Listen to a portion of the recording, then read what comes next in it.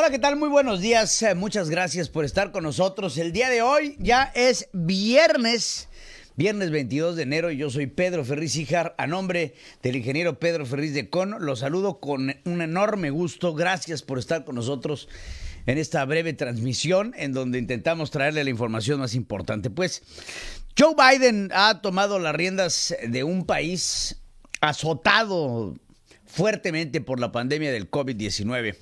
Al momento que su investidura había provocado, pues, más muertos. En el momento en el que Joe Biden toma el poder, hay más muertos en los Estados Unidos que muertos en la Segunda Guerra Mundial, si vemos nada más la cantidad de tropas norteamericanas que murieron durante este horrible conflicto.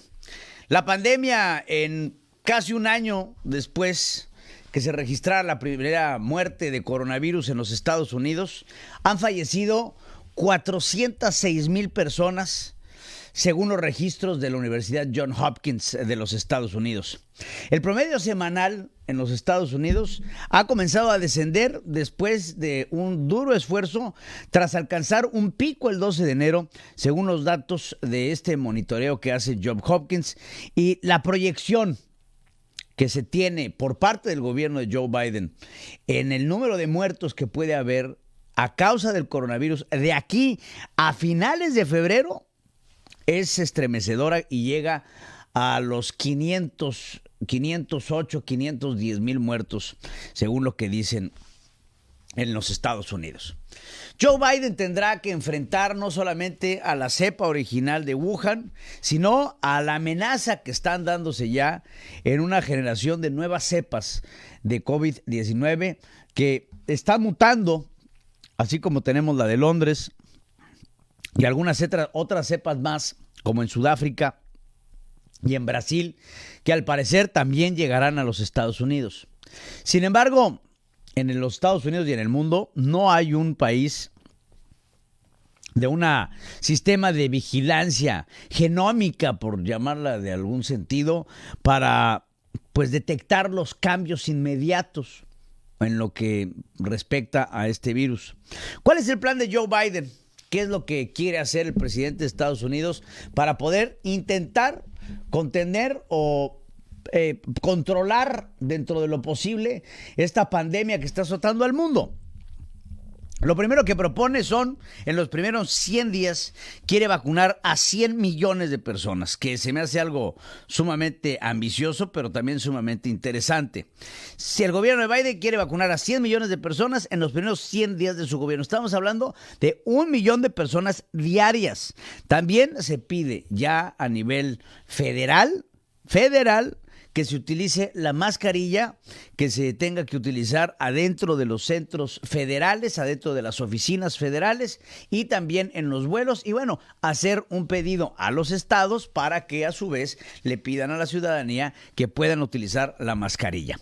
Las nuevas autoridades indicaron que van a utilizar una legislación de emergencia denominada la Ley de Defensa de Producción para aumentar el suministro, que van a establecer miles de sitios federales y clínicas móviles para eliminar los cuellos de botella en lo que sería la distribución de las posibles vacunas.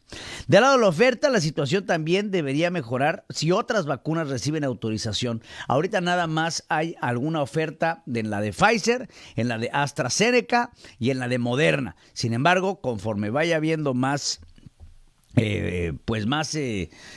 opciones, pues te tendrá que ampliar la oferta. El gobierno también ha sido alabado por muchos epidemiólogos por adoptar una estrategia más centrada en la evidencia y por suspender la orden de la administración de Donald Trump de retirarse de la Organización Mundial de la Salud.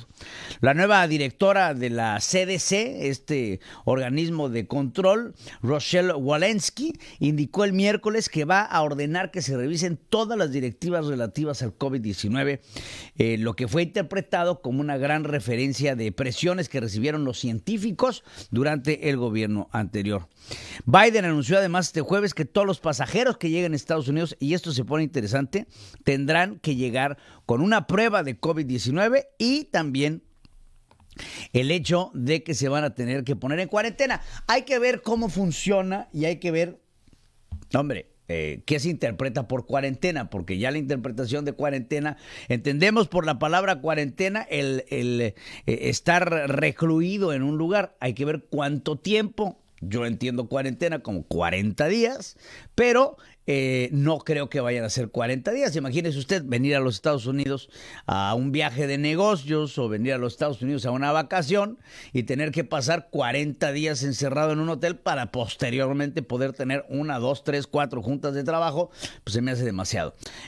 Sin embargo, lugares como, por ejemplo, Canadá o algunos estados como Hawái, en los Estados Unidos, sí están pidiendo una cuarentena de 10 a 15 días, lo que te habla de este periodo ventana en el que si dada la casualidad de que te hayas contagiado cualquier momento antes de haber llegado al lugar, pues tienes 15 días en ese periodo de ventana para ver si se desarrollan algunos síntomas. Esto tendrá en algún momento que ir evolucionando. ¿Por qué? Porque conforme las personas vayan pues vacunándose, pues te podrán llegar con un certificado de vacunación y decir, ya estoy vacunado, ya no necesito pasar por este proceso de la cuarentena o inclusive del mismo examen, ¿no?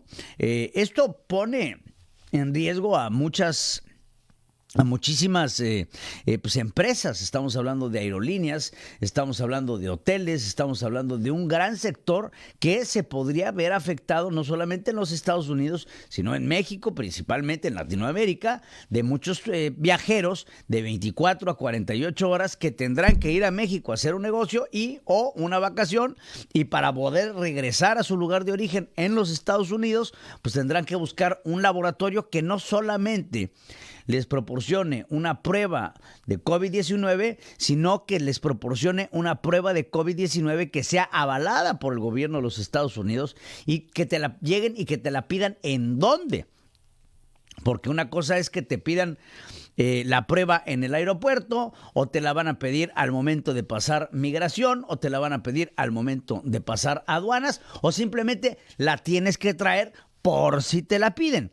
Y de ahí viene la parte de la cuarentena. ¿Cuánto tiempo va a solicitar el gobierno de los Estados Unidos que una persona llegue a su país, nacional o no, o de turismo, o lo que sea, y llegue y se tenga que meter a un cuarto de un hotel o tenga que estar recluido en su propia casa? Y lo más importante de todo, ¿cuál va a ser el mecanismo que va a utilizar el gobierno para vigilar que se esté cumpliendo la disposición de mantenerse en cuarentena? Entonces, creo que hay mucho todavía que ver, hay mucho todavía que diseñar y decir, vas a llegar, porque miren, no es lo mismo pedir esto en los Estados Unidos que pedir esto en Canadá, que pedir esto en México. ¿Por qué? Porque el sentido de responsabilidad, aunque usted no lo crea, cambia. Entonces, si tú llegas a Canadá y tienes que estar 15 días encerrado, los canadienses son muy obedientitos. Entonces llegan y se quedan 15 días, además de que tienes un poder adquisitivo distinto. Entonces, en los Estados Unidos ya el nivel adquisitivo es mayor, por lo tanto, encerrarte 15 días, pues puede ser un poquito más complicado. No se diga en México. Imagínese usted, llega usted con un mexicano y dice, te vas a tener que encerrar 15 días y no vas a poder salir a trabajar, no vas a poder salir al supermercado, no vas a poder salir a nada.